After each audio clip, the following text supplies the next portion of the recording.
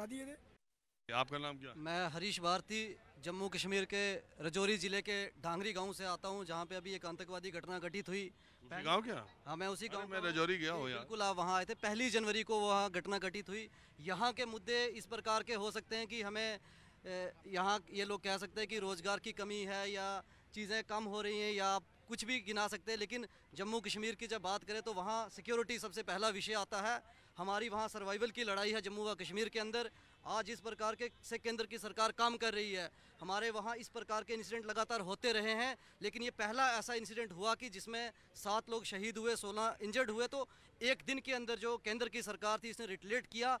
एक दिन के अंदर वहाँ ट्रूप्स का सेकंड डे जो मोबिलाइजेशन हुई, चाहे वो श्रीनगर के अंदर से आए चाहे पंजाब के अंदर से आए, 18 कंपनी सीआरपीएफ की इसके बारे में हम जानते हैं, बहुत जी, त्वरित कार्रवाई जी, हुई। जी, तो मैं हम तो आप हाँ, ये कह सकता हूँ कि जिस प्रकार से केंद्र की सरकार हर एक स्तर पे आज काम कर रही है। आप जम्मू से आते हैं? मैं रजौरी के ढांगरी गांव से, जब जम्मू कश्मीर के रजौरी जिला के ढांगरी गांव से आप जब अरे रजौरी तो जम्मू में ही आए। रजौरी से मात्र मुगल रोड से 140 किलोमीटर पे लाल चौक है, 155 किलोमीटर पे जम्मू है। जब आप वहाँ से रजौरी के लिए आए हैं तो मैं ये आपको बता दूं कि वहाँ से 5 घंटे जम्मू से रजौरी को लगते थे, लेकिन अभी जो रोड वहाँ पे नेशनल हाईवे बन रहा है, जिसका पहले नाम ही नेशनल हाईवे था, अब वो बनने के बाद 2 घंटे का वहाँ सफ़र रह जाएगा और 70 से 80% उसका काम कंप्लीट हो चुका है। चाहे आप उधमपुर से श्रीनगर का आप नेशनल भारतीय हाईवे- जनता पार्टी में किस पद पर हैं? मैं भारतीय जनता पार्टी पे उनका एक मेंबर हूँ, किसी पद पे नहीं हूँ। है आपके पास पोस्ट है कोई? नहीं, पोस्ट तो नहीं है, मैं एक मेंबर हूँ। और जिस प्रकार से आज काम यहाँ पे मैं कह सकता हूँ बस कि- मैं समझ गया। जी। हाँ, मैं आमतौर पर पार्टी के कार्यकर्ताओं और पार्टी के पदाधिकारियों से बातचीत नहीं मेंबर- करता हूँ। मैं एक मैं बातचीत बिल्कुल आम लोग जो किसी पार्टी के सदस्य नहीं है और पदाधिकारी नहीं है, लेकिन आपकी धारा प्रवाह बोलने नहीं, ये बता दें। आप किसी पार्टी से तो नहीं हो? मैं किसी पार्टी से नहीं हूँ सर। हाँ, मैं उसी से मोहब्बत मैं करता हूँ, जो बात करना उसी से मुझे अच्छा लगता है, जो किसी पार्टी का। गुड। तो आजकल जो मुद्दा बहुत ज़्यादा गर्माया है वो है हिंदू राष्ट्र का। तो हिंदू राष्ट्र पे मुझे सिर्फ यही कहना है कि आज से पहले जब संविधान नहीं बना था, इससे पहले जब संविधान नहीं बना था, तब भी तो हिंदू राष्ट्र ही था। क्या क्या उखाड़ लिया था इन्होंने करके। ये जो बाकी जो कास्ट है ना, जिनका ये बेवकूफ़ बना रहे हैं, सिर्फ पंडित पुरोहित ही ऊपर थे और वही ऊपर हो जाएंगे दोबारा से। ये बाकी जो लोग कर रहे हैं ना कि हाँ बनना चाहिए, जो सपोर्ट कर रहे हैं, एक्चुअली ये लोग क्या है यार, हिंदू राष्ट्र कहाँ संविधान में से देश चलता है कि हिंदू मुस्लिम कहने से देश चलता है? जो राष्ट्र जो है धर्मों के नाम पर जो राष्ट्र बने हैं उनका क्या हश्र हो रहा है।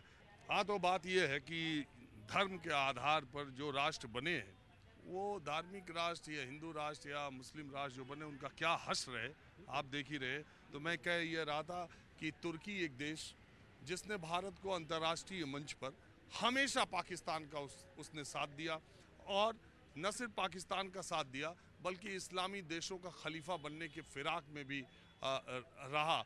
और अभी तुर्की में जो भूकंप आया तो मानवता की सेवा के लिए जब भारत ने सबसे पहले वहाँ अपनी टीम भेजी, अपने डॉक्टर भेजे इलाज के लिए, वो आपने देखा भी होगा। जब वहाँ से एनडीआरएफ की टीम आ रही थी तो उन लोगों ने अल्लाह के बाद दूसरा महत्वपूर्ण व्यक्ति हिंदुस्तान के एनडीआरएफ की टीम के लोगों को कहा। न्यूज़ 24 एनडीआरएफ की उस टीम को और भारत सरकार के इस फैसले की बहुत ही तारीफ, जिससे कि अंतर्राष्ट्रीय स्तर पर हमारा बहुत मस्तक ऊंचा हुआ है। और कम से कम तुर्की जैसे देश को हम अपनी मानवता की सेवा के जरिए ये बताने में कामयाब रहे हैं कि धर्म की कट्टरता या धर्म के आधार पर हम वो फैसले हम नहीं किया करते। और दूसरी बात है कि मानवता सबसे बड़ा धर्म है। तो ये हिंदू राष्ट्र, ये लोग जो बात करते हैं वो सिर्फ देखो, कुल मिला के बात ये है कि ये बात आ रही है मध्य प्रदेश से।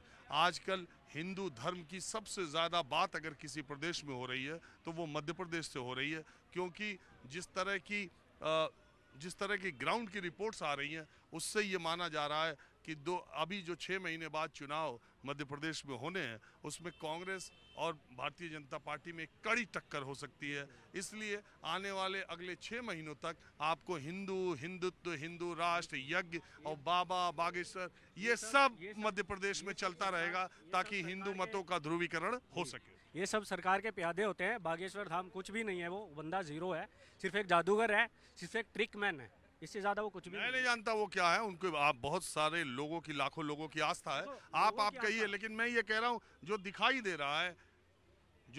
रहा है कि मध्य प्रदेश में एकाएक इतना क्यों है, तो ये सीधे सियासत से जुड़ा मसला भी है और उसमें कोई एक पार्टी नहीं है।